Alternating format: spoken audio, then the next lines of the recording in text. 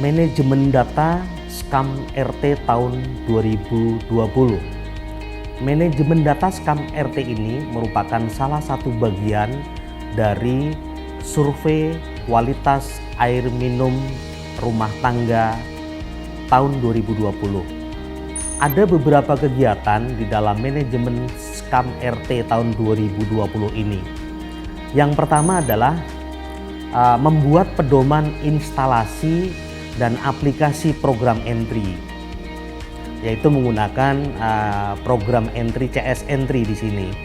Kemudian yang kedua, membuat pedoman pengukuran koordinat lokasi, nanti menggunakan aplikasi GPS Waypoint. Kemudian yang ketiga adalah membuat pedoman penggunaan stiker identitas.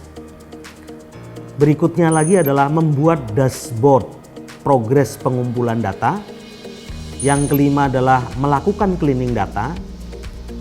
Dan yang terakhir adalah melakukan analisis data.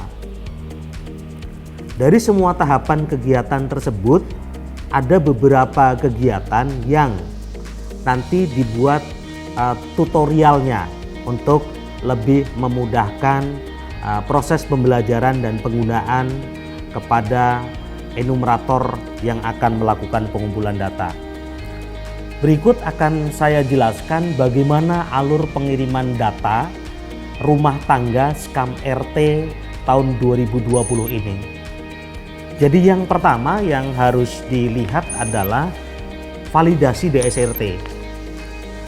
Sebelum melakukan pengumpulan data, pastikan bahwa rumah tangga yang akan kita kunjungi sama persis dengan DSRT yang kita terima dari BPS. Jadi kalau tidak sama, itu tidak bisa dikunjungi. Nanti ada aturan-aturan main DSRT mana yang bisa dikunjungi. Untuk pergantian dan sebagainya juga nanti ada proses pengajaran tersendiri. Setelah kita yakin bahwa rumah tangga tersebut sama dengan DSRT, maka enumerator melakukan kunjungan ke rumah tangga tersebut. Apa yang dilakukan di rumah tangga tersebut?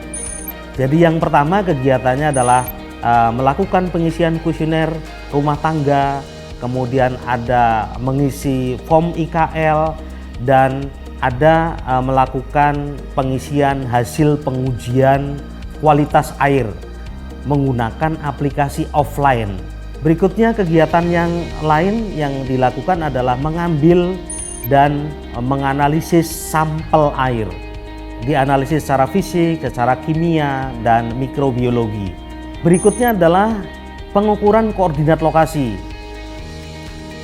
Dan kegiatan yang lainnya adalah menempelkan stiker di dalam formulir pengujian, di botol sampel, dan di compact dry. Setelah melakukan wawancara dalam satu rumah tangga selesai, setelah itu pindah ke rumah tangga berikutnya sampai semua rumah tangga yang ada di blok sensus tadi dipastikan sudah dilakukan pengumpulan data. Setelah data itu terentry semua, maka data tersebut harus dikirimkan terlebih dahulu kepada penanggung jawab teknis kabupaten kota. Jadi dalam hal ini nanti enumerator harus tahu siapa PJT kabupaten yang harus dituju. PJT kabupaten setelah menerima data yang dikirimkan oleh tim, maka harus melakukan verifikasi kelengkapan dari data tersebut. Jika data itu belum lengkap, maka harus dikembalikan ke tim untuk diperbaiki. Jika sudah dinyatakan lengkap, maka PJT menyampaikan kepada tim bahwa data ini sudah lengkap dan bisa dikirimkan ke tim manajemen data pusat.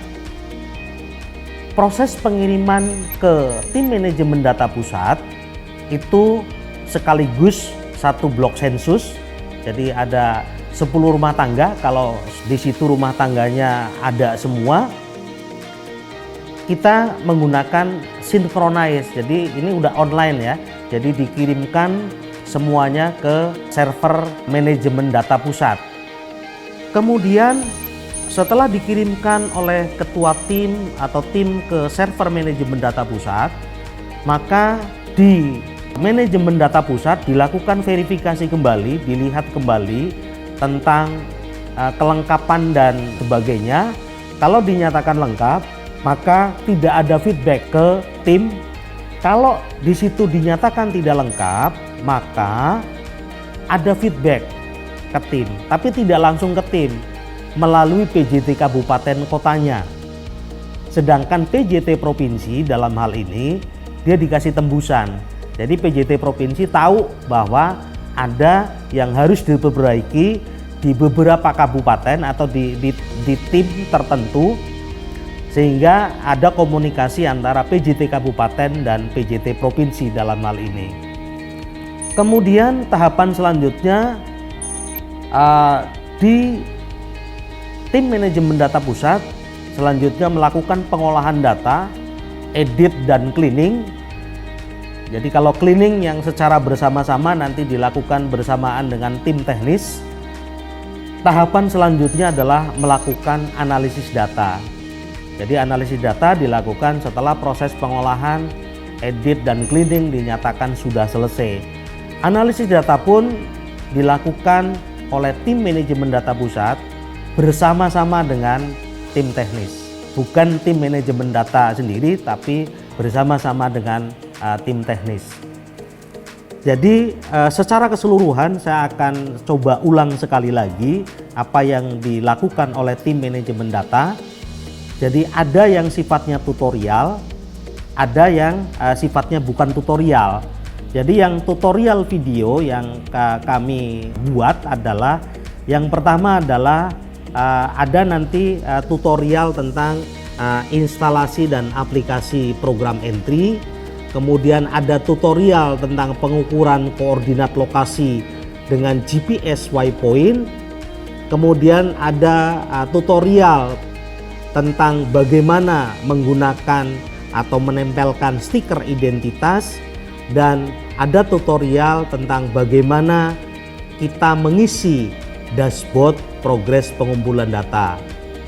Jadi itu yang bisa kami sampaikan tentang kegiatan yang ada di tim manajemen data SKAM RT tahun 2020.